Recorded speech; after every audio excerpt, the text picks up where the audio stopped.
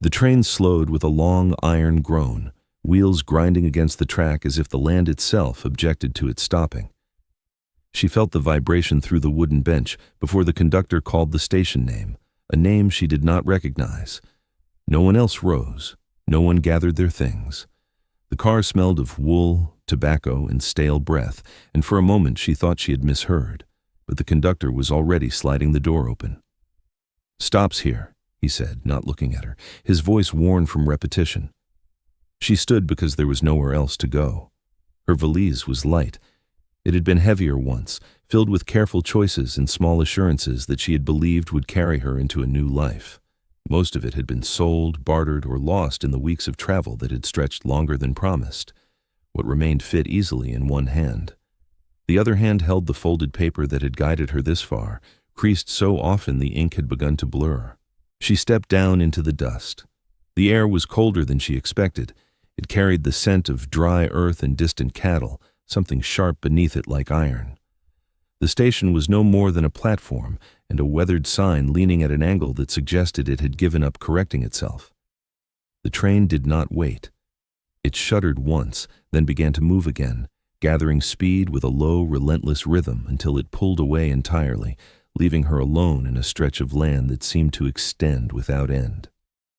She watched it go until it disappeared, then looked down at the paper in her hand. The name did not match. She folded it again, slower this time, as if precision could undo what had already happened. There had been another stop before this one, a name called too quickly, swallowed by the clatter of the train and the murmured conversations of strangers. She had hesitated. She had waited for confirmation. And now she stood where she did not belong. A wagon waited at the far edge of the platform, horse tied loose, head low. A man stood beside it, hat pulled low enough to cast his face into shadow.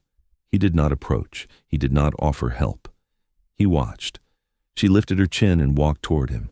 She glanced back at the sign, then at the paper again. "Is this Dry Creek?" He shook his head once. "No." The answer landed without softness. She held the paper out anyway. "I was meant to get off at Dry Creek." He did not take it. He looked at it the way a man might look at a broken fence post, something that existed, but did not concern him. "You missed it," he said. "I understand that," she replied, her voice steady though her fingers tightened against the fold of the paper. "Is there another train?" He glanced down the empty track. "Not today. Tomorrow? Maybe." The word carried no promise. Silence settled between them, shaped by distance and the wind that lifted dust in slow spirals across the ground. She became aware of the way she must appear, alone, out of place, with no one expecting her here. The realization did not bring panic. It brought a quiet, measured assessment. "What is this place called?" she asked. "Carter's Bend." She nodded once, committing it to memory, though she did not know yet what use it would be. "And Dry Creek?" 30 miles east. 30 miles might as well have been another country. She lowered the paper. "Is there lodging?" He shifted his weight, boots grinding lightly against the dirt. "A boarding house, 2 streets over." "Thank you." She turned, adjusting her grip on the valise, and began to walk in the direction he had not pointed to, but that seemed as likely as any. "Miss." She stopped. The word carried no warmth, but it carried enough authority to halt her without resistance. She turned back. He had not moved closer, but something in his posture had changed, less dismissal, more consideration. It did not soften him. It only made him seem more deliberate. "You ain't from here," he said. "No. You ain't got anyone meeting you." "No." He looked at her a moment longer, as if weighing something that did not belong to him. Then he reached into his coat and pulled out a small ring of keys, metal catching the light in a brief flash before he held them out. She did not take them. "What is that?" she asked. "A house," he said. She blinked once, certain she had misheard. "I'm not." She paused, choosing her words with care. "I'm not in a position to accept charity. It ain't charity." "What is it then?" "A house," he said. "The house is empty. Needs tending. I need it to live in." She studied him more closely now. The lines of his face were harder than she had first thought, cut by sun and weather and something older that did not come from the land. There was no ease in him, no attempt to persuade. "You would give a stranger a house," she said, "for use." "I'd give you a key," he corrected. "The house stays mine. And what do you expect in return?"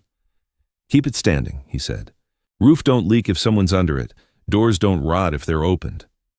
The explanation was practical, almost indifferent. But there was something beneath it, something unspoken that hovered at the edge of the exchange. She looked down at the keys, then back at him. "My name is Eliza Hale," she said. He nodded once. "Jonah Mercer." The names settled between them, an acknowledgement without intimacy. "Eliza," he said, the syllables careful, as if testing their weight. "You can walk 2 streets and pay for a bed you don't know if you'll keep. Or you can take the key and have a roof tonight." The choice was not framed as kindness. It was framed as a necessity. She considered the wind, the empty platform, the stretch of land that offered no immediate solution. She considered the paper in her hand, now useless for the moment, and the reality of her situation stripped of any expectation she had carried with her. Then she reached out and took the keys. They were cold. "Where is it?" she asked. He gestured with his chin toward the horizon, where a faint line of structures broke the flat expanse. "West of town. Near the creek that ain't much of one anymore." She nodded. "Thank you," she said. He did not respond to the gratitude. He only turned toward his wagon, untying the horse with a practiced motion. "You know how to keep a house?" he asked without looking at her. "Yes." He glanced back then, a brief look that held something sharper than before. "We'll see." He climbed into the wagon and drove off without another word, leaving her standing with the keys in her hand and the weight of a decision already made. The house was smaller than she expected, but sturdier than most things she had seen since stepping off the train. The wood was weathered but intact, the windows clouded with dust that had settled over time rather than shattered from neglect. The door resisted at first, then opened with a long, low creak that echoed into the empty space beyond. The air inside was stale, carrying the scent of old wood and something faintly sour, like time left unattended. She stepped in and closed the door behind her. The quiet settled immediately. She set her valise on the floor and stood still for a moment, letting her eyes adjust to the dim light that filtered through the windows. The room was bare but not abandoned. A table stood near the center, one leg slightly uneven. A stove sat against the far wall, iron darkened from use that had not been recent but had not been forgotten either. She moved through the space with careful steps, testing the floorboards, noting where they gave and where they held. The back room held a narrow bed, mattress thin but intact, a blanket folded at the foot as if someone had left with the intention of returning. But they had not. She ran her hand along the surface of the table, lifting a thin layer of dust that clung to her skin. It was not beyond repair. It was not beyond use. It required work.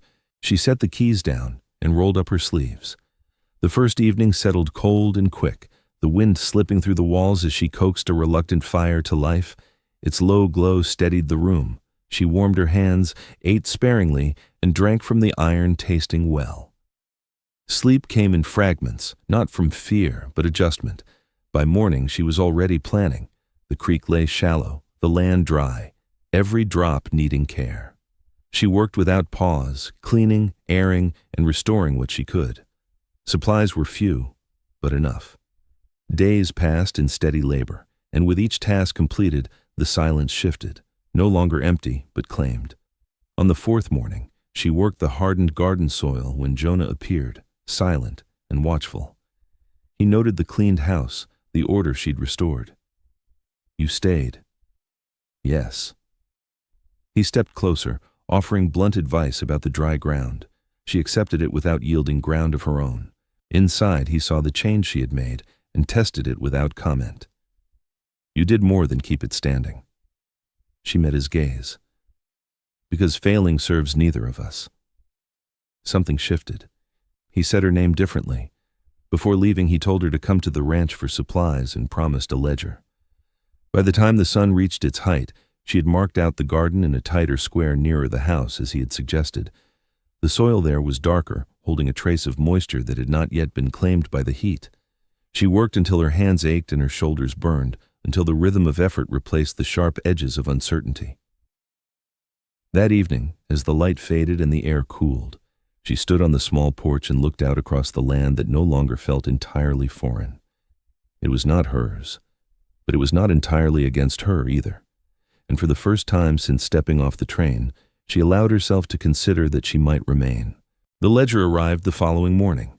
She saw him before she heard the wagon, a shape moving along the low rise north of the house, outlined against the pale sky.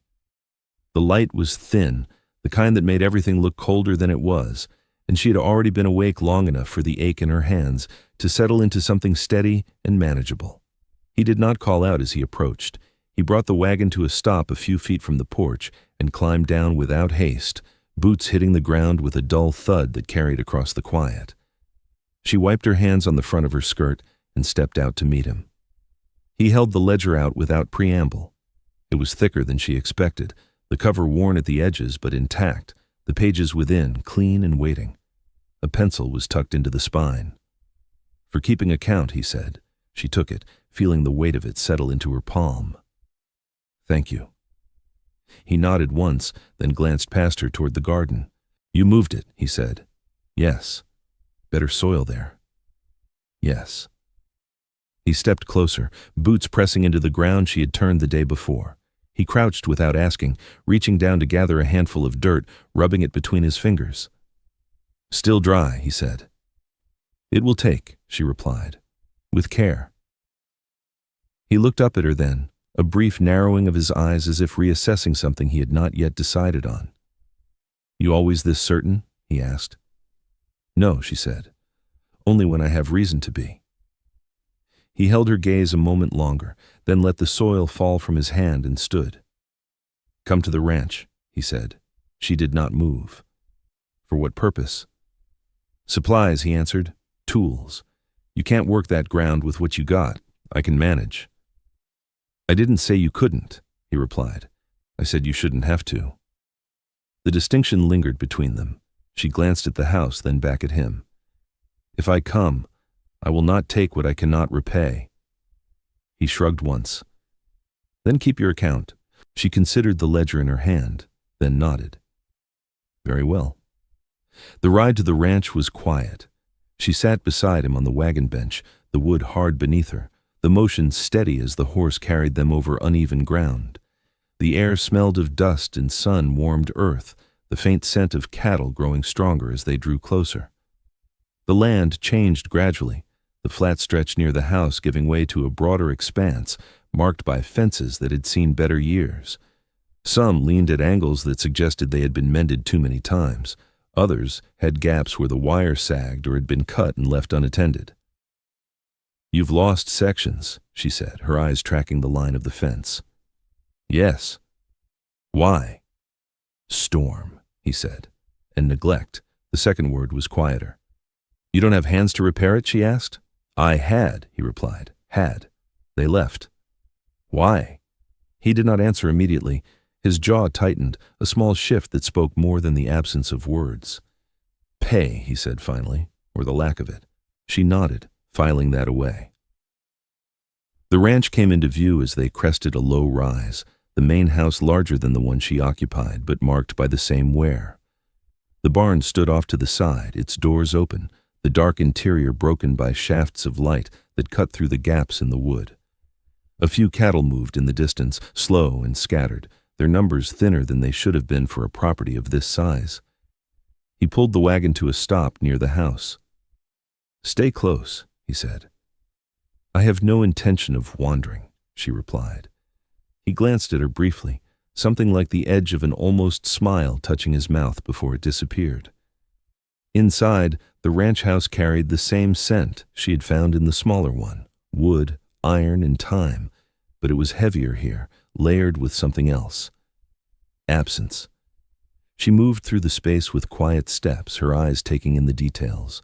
A table with papers stacked unevenly, a chair pushed back as if left in haste, a shelf lined with jars, some empty, some holding remnants of what had once been stored.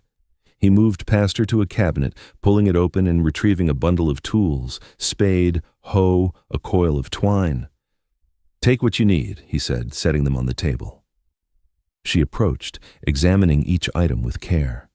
The tools were worn but serviceable, the metal dulled from use but not beyond sharpening. I will record these, she said, opening the ledger and flipping to the first page. He watched her as she wrote, the scratch of pencil against paper filling the quiet. You know numbers, he said. Yes. More than just keeping count. Yes. He leaned against the edge of the table, arms crossing over his chest. Where'd you learn that? He asked. She did not look up. From necessity. That ain't an answer. It is the only one I'm prepared to give. The pencil paused for a fraction of a second, then continued.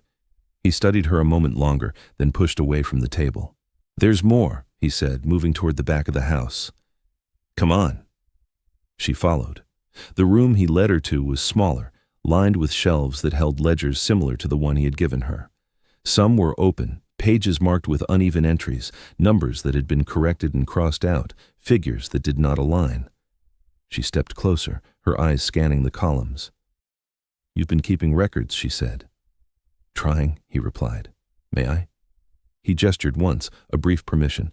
She set her ledger down and picked up one of his, turning it toward the light. The entries were inconsistent, the calculations uneven. Totals that should have matched did not. Debits and credits were recorded, but not reconciled. You are losing track of your accounts, she said. I know. You are also losing money, she added. I know that too. She flipped to another page, then another, her brow tightening slightly.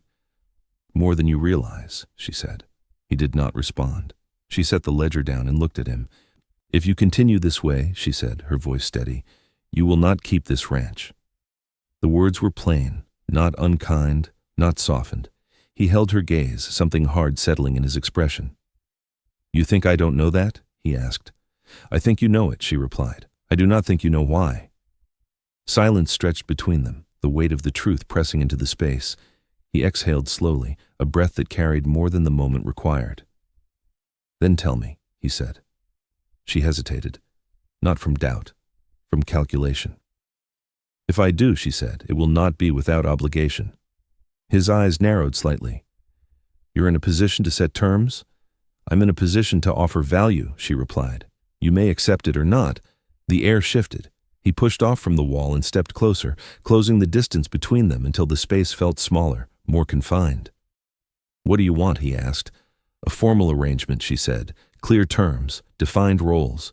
He let out a short breath, something between a laugh and dismissal. You already got a house, he said.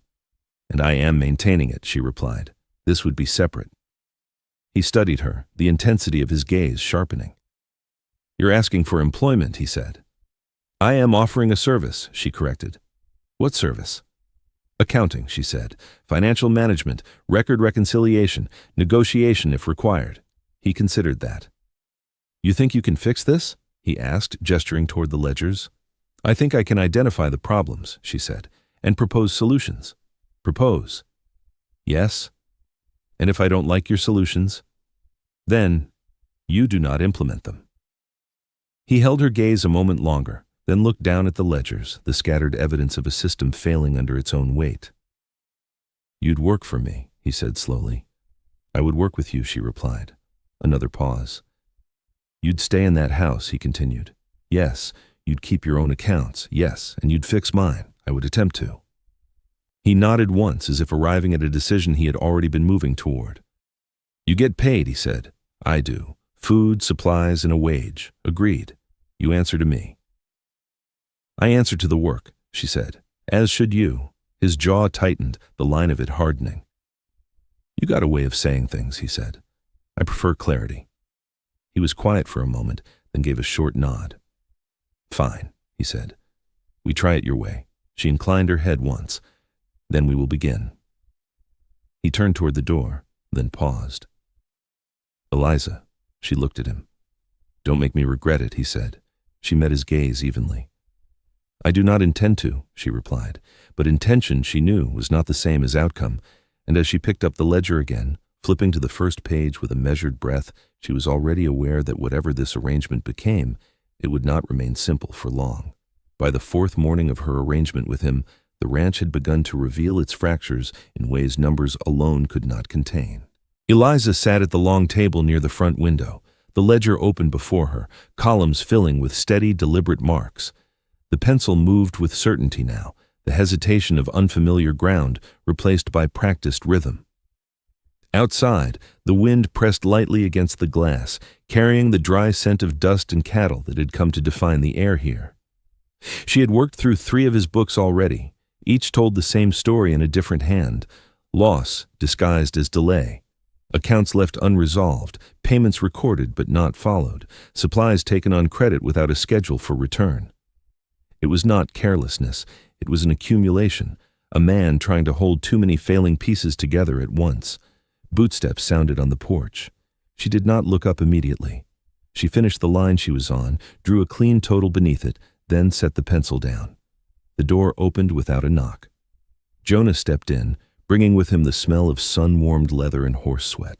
He paused just inside, his gaze moving first to her, then to the spread of papers across the table. "You started without me," he said. "You did not set a time," she replied. He closed the door behind him. "Didn't think I needed to." "You did not," she said. "The work required doing." He walked toward the table, stopping on the opposite side. For a moment, he did not sit. He looked down at the pages, at the numbers that had begun to take on a different shape under her hand. "You found what you were looking for?" he asked. "I found more," she said. He pulled out the chair and sat, the wood creaking under his weight. "Then say it." She turned the ledger toward him, tapping a section near the middle. "Here," she said. "Feed purchases, recorded across 3 entries, spaced over 2 months. The amounts do not match the herd size you listed in your inventory." He leaned forward, eyes narrowing as he followed her finger. "I lost cattle," he said. "Yes," she replied, "but not in the numbers you accounted for." He looked up.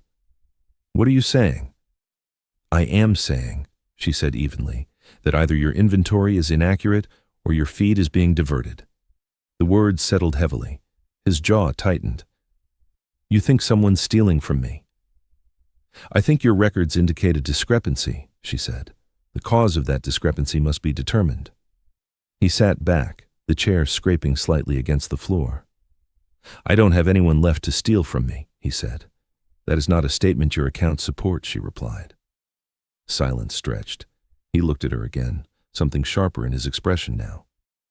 "You accusing me of lying?" he asked. "I'm stating that the numbers do not align," she said. "If there is an explanation, it must be found. Otherwise, the loss will continue."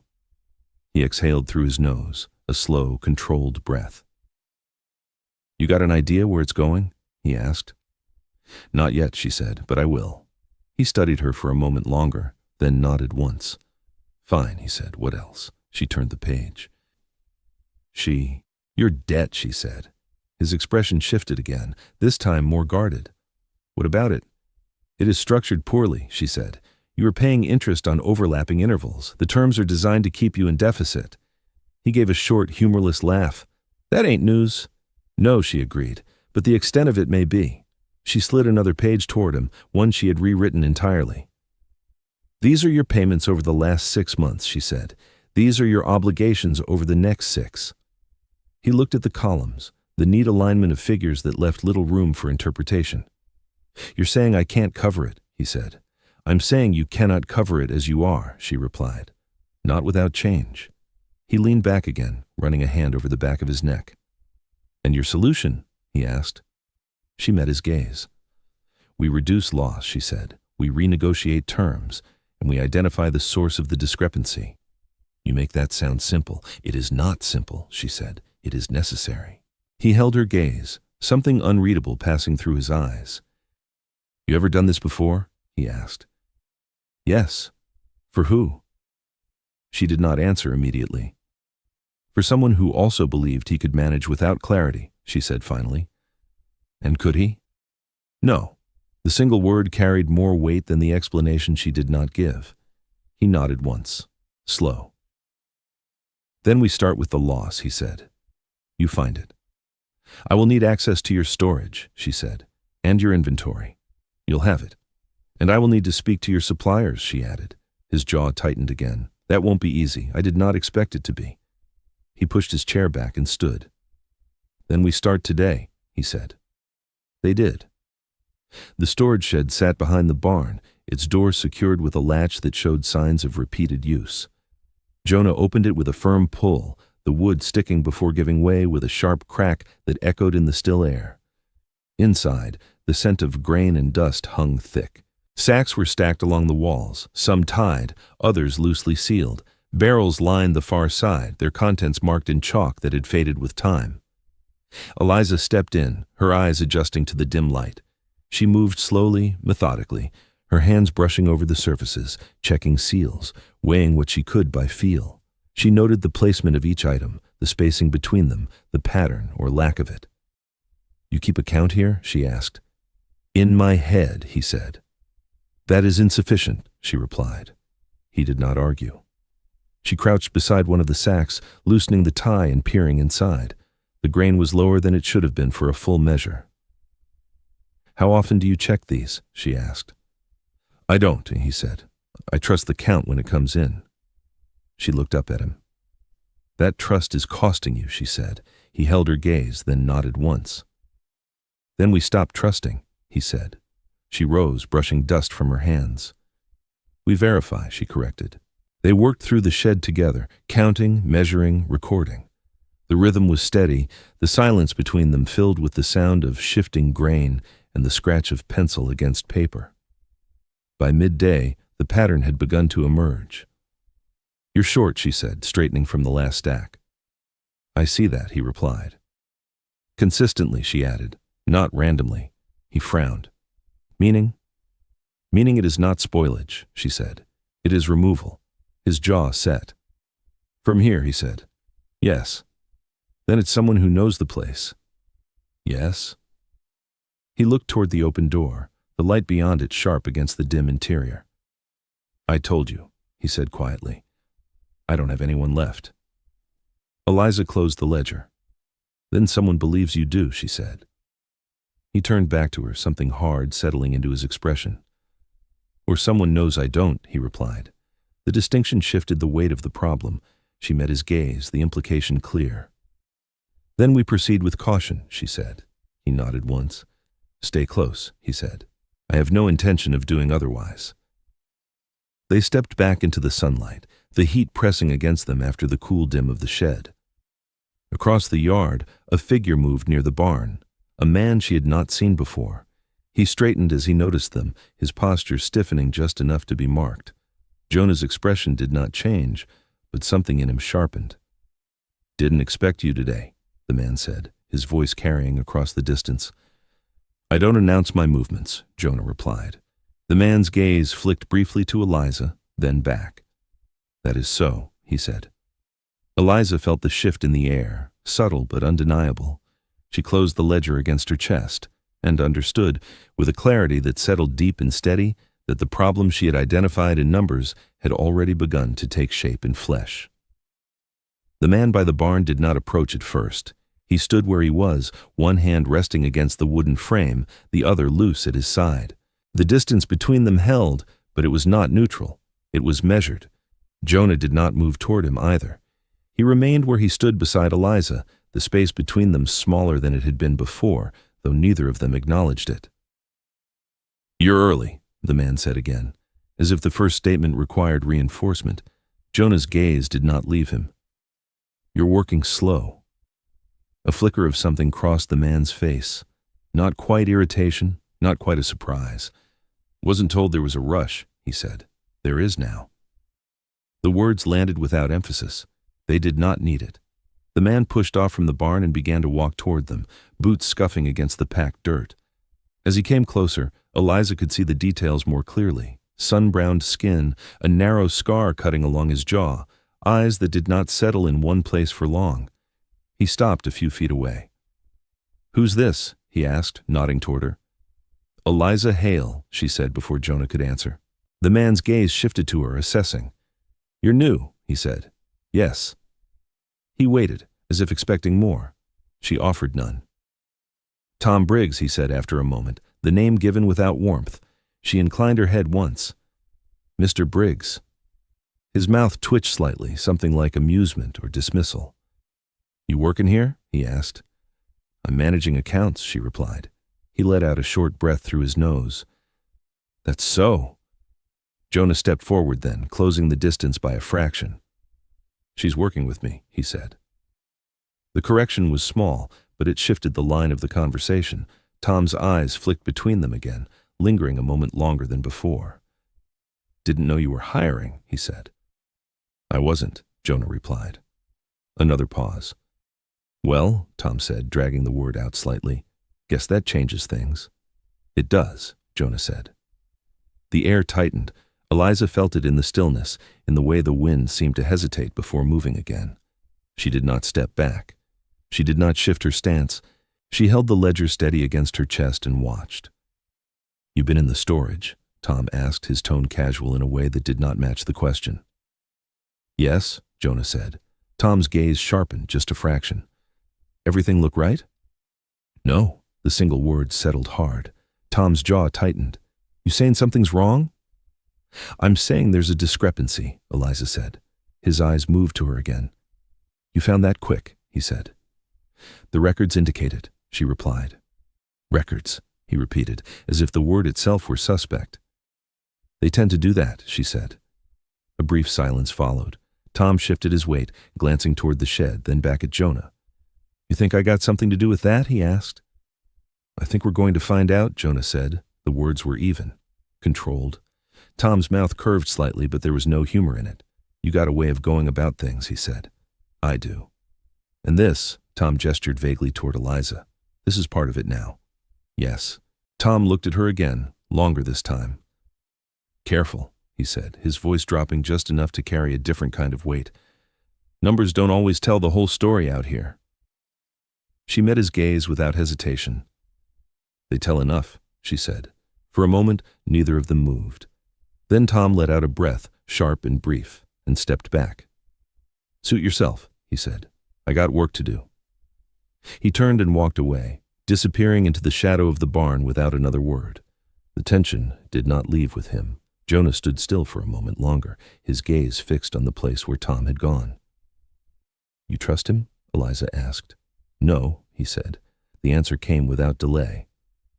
Then why is he here? Because I needed hands, Jonah replied, and he was available. Availability is not a qualification, she said. It was enough at the time. She considered that. And now? She asked. He exhaled slowly. Now we watch, he said. She nodded once. Then we will, she replied. They spent the rest of the day working in closer proximity than before. Not by agreement, by necessity. Jonah moved through the ranch with a sharper edge to his actions, his attention divided between the tasks at hand and the presence of the man in the barn. Eliza followed the path she had set for herself, checking inventory, recording figures, noting patterns that had begun to take clearer shape. By late afternoon, she had enough to confirm what she already suspected. The loss was consistent, measured, intentional. She found Jonah near the corral, repairing a section of fence that had sagged under its own weight. The wire creaked as he pulled it taut, his movements efficient despite the strain. It is him, she said. He did not look up. You're certain? Yes. He secured the wire, then straightened, turning to face her. Based on what? She held the ledger open, turning it toward him. The timing of the discrepancies aligns with his arrival, she said. The quantities removed are small enough to avoid immediate notice, but consistent enough to accumulate. The storage access shows signs of repeated entry without full disturbance. It is controlled. He studied the page, then looked at her. You can prove it? Not yet, she said, but I can.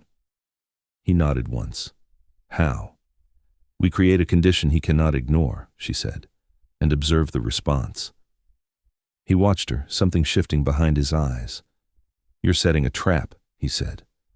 I am creating a test, she replied, and if you're wrong? I am not. The certainty in her voice did not rise. It settled. He held her gaze a moment longer, then gave a short nod. Then we do it your way, he said. They did. That evening, as the light faded and the air cooled, Eliza returned to the storage shed alone. She moved carefully, her steps quiet against the packed dirt floor.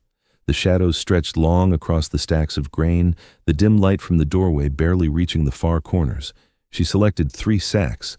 From each, she removed a measured portion, enough to be noticed by someone who knew the counts, but not enough to draw attention from anyone else. She recorded the changes in her ledger, marking the time and the exact amounts. Then, she retied the sacks, adjusting the knots just slightly differently than before. Not obvious, but distinct. When she finished, she stepped back and looked at the arrangement. It would hold. She closed the shed and returned to the house, the sky already darkening to a deep blue that carried the promise of cold. Jonah was waiting on the porch. "You're done," he said. "Yes." He studied her for a moment. "You think he'll take it tonight?" "If he intends to continue," she said, "he will not delay." He nodded once. "Then we wait," he said. They did not speak much after that. The hours stretched, marked only by the slow movement of the moon across the sky and the steady drop in temperature that crept into the bones. Eliza sat by the window, ledger open but untouched, her gaze fixed on the dark shed. Jonah stood outside, equally still. Time stretched, then movement. A shadow slipped from the barn to the shed and disappeared inside. She closed the ledger. Jonah was already moving. They crossed the yard in silence. The door creaked open. Inside, Tom. No words at first, then Jonah, low and steady. "Thought you said everything was right." Tom deflected. Eliza didn't. "You set this," he said. "Yes." Jonah stepped forward. "You're done here." A pause. Then Tom left without looking back. Silence settled, heavier than before. "It's done," Jonah said. "No," Eliza replied. "It has only begun." Morning came colder. The ranch felt tighter, not calmer. Tom's absence sharpened the threat. In the garden, Jonah said, "He won't come back." "Not in the same way," she answered. They would not wait. They would secure the ranch and confront the debt. By the time they reached town, the shift was clear. Eyes followed, voices lowered. Something had already started. Eliza stepped in, the scent of dry goods and kerosene filling the air, the floorboards creaking underfoot. She felt the eyes on her, measuring, assessing, placing her in a narrative that had already begun to form without her consent. Jonah moved past her slightly, not to lead, but to stand where he could be seen. A man behind the counter straightened, his expression shifting from polite neutrality to something more guarded. "Mercer," he said. "Dawson," Jonah replied. The name settled. Mr. Dawson's gaze moved to Eliza, then back. "You brought company," he said. "I brought business," Jonah corrected. A pause. "Well," Dawson said, adjusting his stance behind the counter, "that's something I ain't seen from you in a while." The words carried a weight that suggested familiarity with Jonah's situation. "We're here to discuss terms," Eliza said. Dawson's attention snapped fully to her. "Terms," he repeated. "Yes," she said, stepping forward, the ledger already open in her hands. "Your current agreement with Mr. Mercer is unsustainable." A few of the men in the store shifted, their interest sharpening. Dawson leaned back slightly, his eyes narrowing. "That is so," he said. "And you are?" "Eliza Hale," she replied. "I am managing his accounts." A flicker of something crossed Dawson's face. Not surprising, recognition of a complication. "You're new," he said. "Yes. And you think you understand the arrangement better than the man who signed it?" "I understand the numbers," she said. "They do not favor him." "They favor me," Dawson replied. "Temporarily," she said. Silence fell, heavier now. Dawson's mouth curved slightly, something like a smile that did not reach his eyes. "You got a way of speaking," he said. "I prefer clarity." He studied her for a moment, then glanced at Jonah. "You let her talk for you now?" he asked. Jonah's voice was even. "I let her do her work," he said. The answer shifted something in the room. Dawson looked back at Eliza, his expression sharpening. "Then speak," he said. "Let's hear it." She turned the ledger toward him, tapping the page where she had laid out the figures. "Your interest structure overlaps," she said. "You are collecting on prior balances while extending new credit at a rate that ensures continued deficit." "That's business," Dawson said. It is poor long-term business, she replied. If Mr. Mercer defaults, you recover less than if the debt is restructured to allow repayment. A murmur moved through the room. Dawson's eyes flicked briefly to the others, then back. You're telling me how to run my accounts, he said. I'm presenting a solution that benefits both parties, she said. And if I don't want a solution? Then you risk losing your investment, she replied. The words landed clean. Dawson's jaw tightened. You're bold, he said. I'm precise. Another pause. What do you propose? He asked. She laid it out simply. Reduced interest, structured payments, clear terms that would allow Jonah to stabilize the ranch rather than bleed it slowly. Dawson listened without interruption, his expression giving little away. When she finished, he was quiet for a long moment. Then he leaned forward, resting his hands on the counter. You think I'm going to agree to this, he said, because you walked in here with a ledger and a steady voice. I think you will agree, she said, because the alternative is less profitable. The room held its breath. Dawson's gaze moved between her and Jonah again. You trust her? He asked. Jonah did not hesitate. Yes. The word settled with weight. Dawson exhaled slowly, straightening. You got nerve, he said, looking at Eliza again. I'll give you that. He tapped the counter once, a small, decisive motion. I'll consider it, he said. That is insufficient, she replied. A ripple moved through the room. Dawson's eyes hardened. You're in no position to demand more. I am in a position to take my business elsewhere, she said. You ain't got elsewhere. Not yet, she said, but neither do you have a guarantee of recovery. Silence again. Longer this time.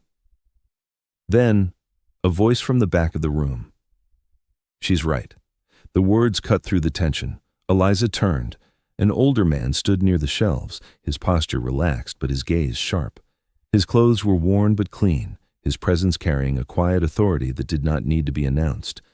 Dawson frowned. This ain't your concern, Harris, he said. It is when bad terms start looking like bad judgment, the man replied.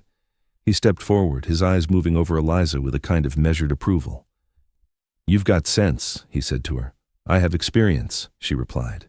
He nodded once, then looked at Dawson. You lose Mercer. You lose more than a debtor, he said. You lose land tied to his name. You want that tied up in dispute, or you want it paying steady. Dawson's jaw tightened further. The room shifted again, the balance of it no longer entirely in his favor. He looked back at Eliza, his expression calculating. You drive a hard bargain, he said. I present a fair one, she replied. Another pause. Then, finally, fine, Dawson said. We try it your way. The tension broke, not entirely, but enough. Eliza closed the ledger. You will not regret it, she said. Dawson gave a short, humorless laugh. We'll see. They stepped out into the sunlight, the door closing behind them with a dull thud. The air felt different outside, not lighter, but shifted. Jonah walked beside her in silence for a few steps, his gaze forward. Then, Eliza. She looked at him. He paused as if searching for a word he did not often use. Effective. She inclined her head slightly. It was necessary, she said. He studied her for a moment longer, something unreadable moving behind his eyes. You didn't hesitate, he said. No. You don't, he added. Not when the outcome requires certainty, she replied. He let out a slow breath. Most people would have backed down in there. I am not most people. He almost smiled. Almost. They walked on. But as they reached the edge of town, Eliza felt it again, that shift in the air, the sense of something not yet settled. She glanced back once. Near the far end of the street, partially obscured by the shadow of a building, a figure stood watching. Tom Briggs. He did not move, did not call out. He only watched. And as their eyes met across the distance, Eliza understood with quiet certainty. This was not finished. They did not speak of Tom as they left town, but his presence remained between them like a shadow that did not belong to the sun. The wagon creaked as Jonah drove them home, dust rising behind. Eliza held the ledger closed, aware the town had seen them differently, and the way he had said her name, as if it belonged. You knew he'd be there. Yes, you didn't say. It wouldn't have changed anything. He studied the road. You wanted his reaction? Yes. He's not finished. No. Jonah's grip tightened. Men like him protect what they think is theirs. Opportunity, she said. That depends if he feels stopped. They rode on in silence. At the ranch, Jonah moved to check the fence. I'll come, she said. No need. There is. He looked at her.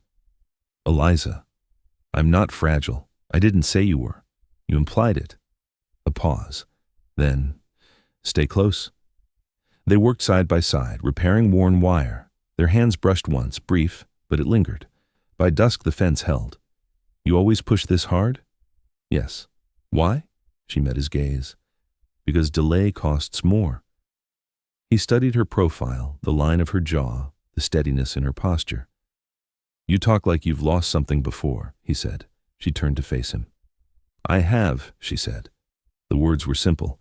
They did not invite further questions. For a moment it seemed he might ask anyway. Then he nodded once. Yeah, he said quietly. Me too.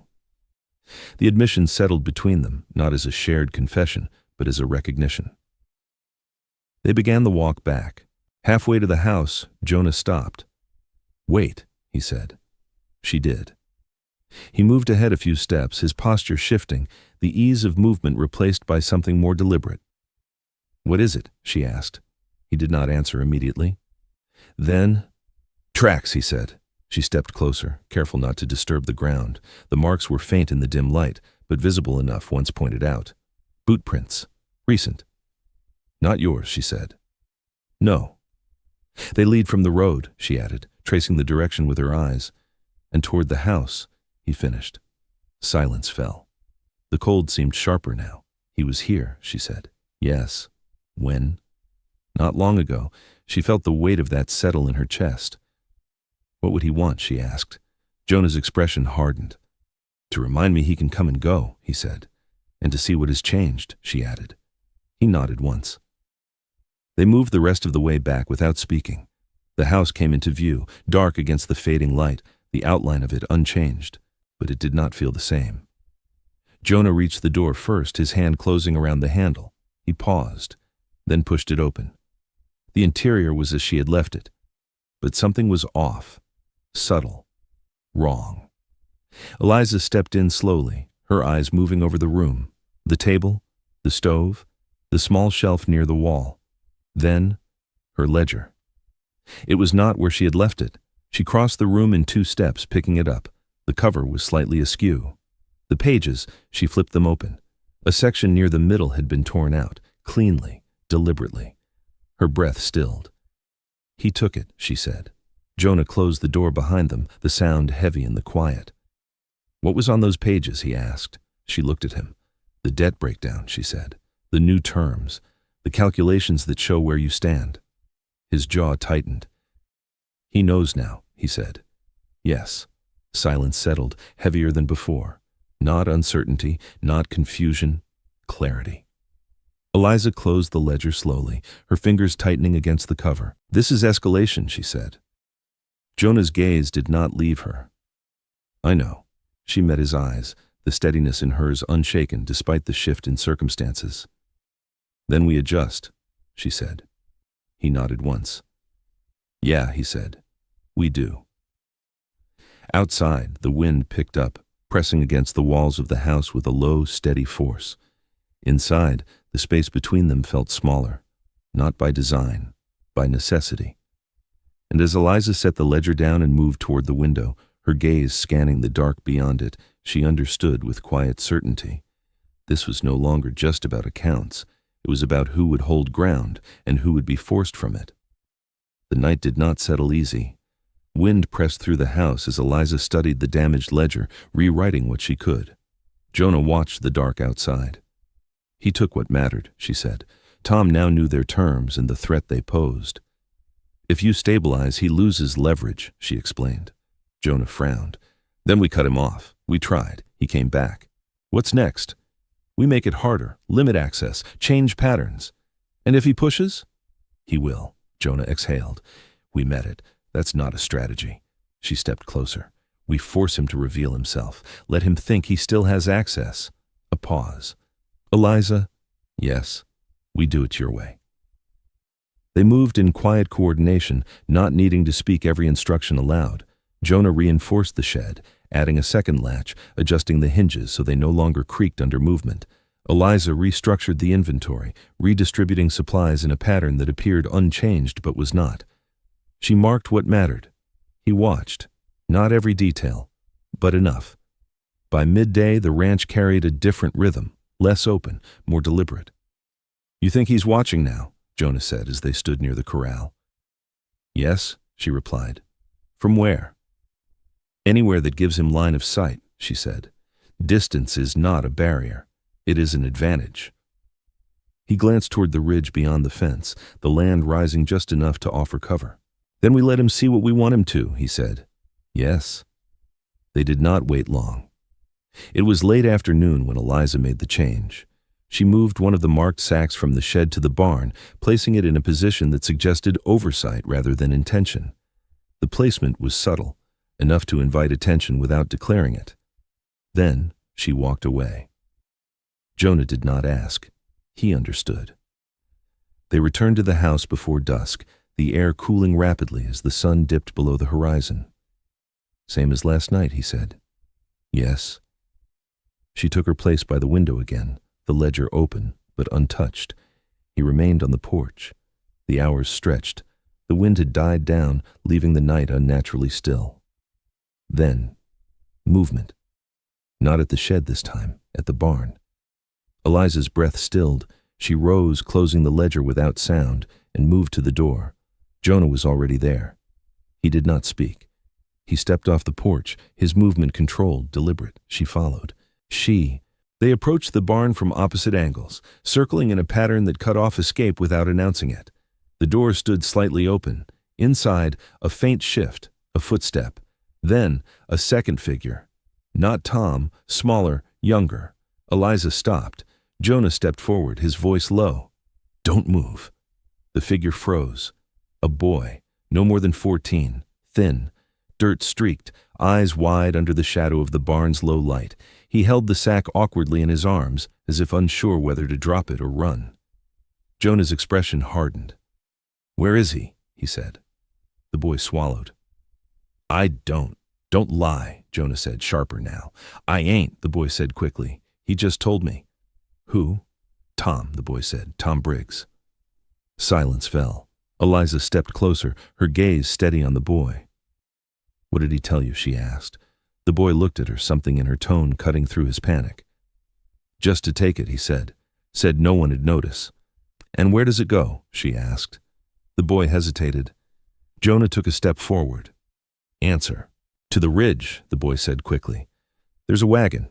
He meets there." Eliza and Jonah exchanged a brief look. The pieces aligned.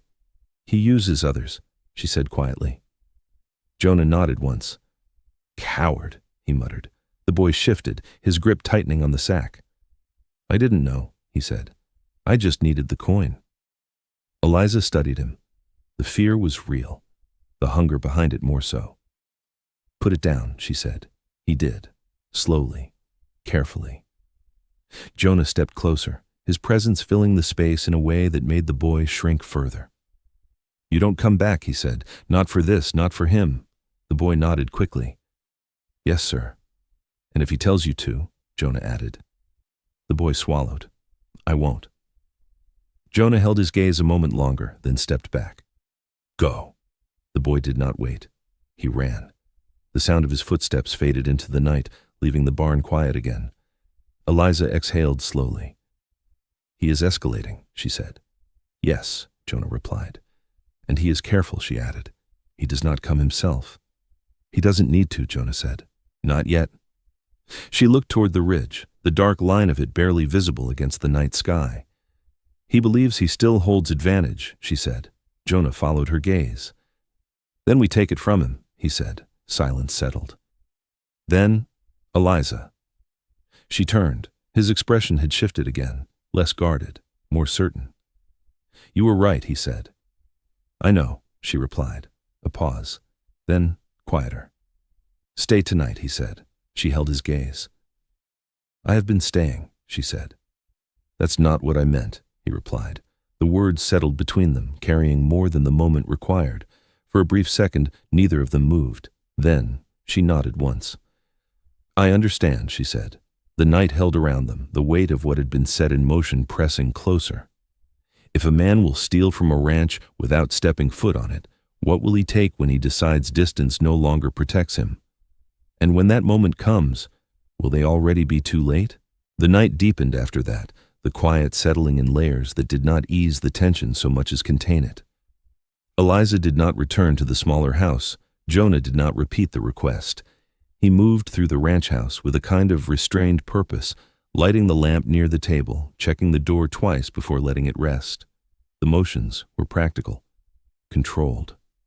But beneath them, something had shifted in the way he occupied the space. It was no longer just his. She stood near the window for a time, watching the ridge where the boy had said the wagon waited. The darkness gave nothing back, no movement, no sound. Only the wide, open silence of land that kept its secrets until it chose otherwise. "He won't come tonight," Jonah said from behind her. She did not turn. "No. He got what he wanted." "Yes. And he knows we're watching now." "Yes." A pause. Then, "You still think he'll push?" She turned then, meeting his gaze across the room. "I think he must," she said. "He is already committed to the risk. To retreat now would cost him more than escalation." Jonah leaned back against the wall, arms crossing loosely. "You talk like you've studied men like him." "I have studied patterns," she replied. "Men follow them more often than they believe." He watched her, the weight of her words settling into something he did not dismiss. "And you," he said. "You follow patterns too." "Yes." "Which one are you in now?" She held his gaze. "The one where I do not step back," she said. Something shifted in his expression again. Not surprise. Recognition. He nodded once. "Good," he said. They did not speak much after that. The hours moved slow, marked by the soft burn of the lamp and the occasional creak of the wood as the temperature dropped further. Eliza took a chair near the table, the ledger open again, her pencil moving in steady lines as she rebuilt what had been taken. Jonah remained awake longer than he needed to, not pacing, not restless, watching. When she finally set the pencil down, the room had settled into a quieter stillness, the kind that comes just before sleep takes hold, whether invited or not. "There is a cot in the back room," he said. She nodded. "Thank you." He did not follow. He remained where he was, his presence a steady point in the room as she moved past him, the brush of her sleeve against his arm, brief and unspoken. She lay down fully clothed, the blanket pulled over her against the cold that seeped through the walls. Sleep came easier than she expected, not because the danger had lessened, because it had been named. Morning came sharp and pale. The frost had thickened overnight, turning the ground brittle underfoot, and the edges of the fence silver in the early light. Eliza rose before Jonah, stepping outside with the ledger tucked beneath her arm once more. The air cut clean against her lungs. She moved toward the barn first. The sack remained where it had been left, untouched. She noted it, then turned her gaze toward the ridge. Still nothing. But the absence did not reassure her. It confirmed what she already knew. He was waiting. Jonah joined her a few minutes later, his presence marked by the sound of boots against frozen ground. "Anything?" he asked. "No." He followed her gaze. "He's patient," he said. "Yes?" "So are we," he added. She did not answer that. Patience was not the same as stillness, and stillness in this case would cost them. "We moved today," she said. He looked at her. "Where?" "The ridge," she replied. "We do not wait for him to come back to us." His jaw tightened slightly. He could be anywhere out there. "Yes." "And you still want to walk into it?" "I want to understand it," she said. "The wagon, the route, the pattern." He studied her for a long moment. Then, "Fine," he said. "We go together." They did not delay. The climb to the ridge was steeper than it appeared from below, the ground uneven, scattered with loose stone that shifted underfoot. The wind picked up as they rose, colder here, carrying the scent of dry grass and something faintly metallic. Eliza moved carefully, her steps deliberate. Jonah stayed close, not in front, not behind, beside. They reached the top just as the sun cleared the horizon fully, the light spilling across the land in long, pale lines that revealed what the darkness had hidden. The wagon stood near a cluster of scrub, empty, but not abandoned. Tracks marked the ground around it, layered over each other in a pattern that spoke of repeated use. Hoof prints, boot marks, the faint drag of something heavy being loaded and unloaded. Eliza stepped closer, crouching to examine the ground. "He comes here often," she said. Jonah nodded. "Yeah, not just for this," she added. "No." She traced the direction of the tracks with her eyes. "They lead east," she said. "Toward Dry Creek," Jonah replied. The name settled between them, the place she had been meant to go and beyond, she said. He looked at her. "You thinking what I'm thinking?" "Yes." "That this ain't just him," he said. "Yes." Silence. Then, "He's moving it somewhere," Jonah said. "Not keeping it." "No," she replied. "He is part of something larger." The realization shifted the ground beneath the problem. This was no longer a matter of one man stealing from a ranch. It was a system, and systems did not break easily. Jonah exhaled slowly, his gaze sweeping the land beyond the ridge. "You sure you want to be in the middle of that?" he asked. She stood, brushing the dirt from her hands. "I am already in it," she said. He held her gaze.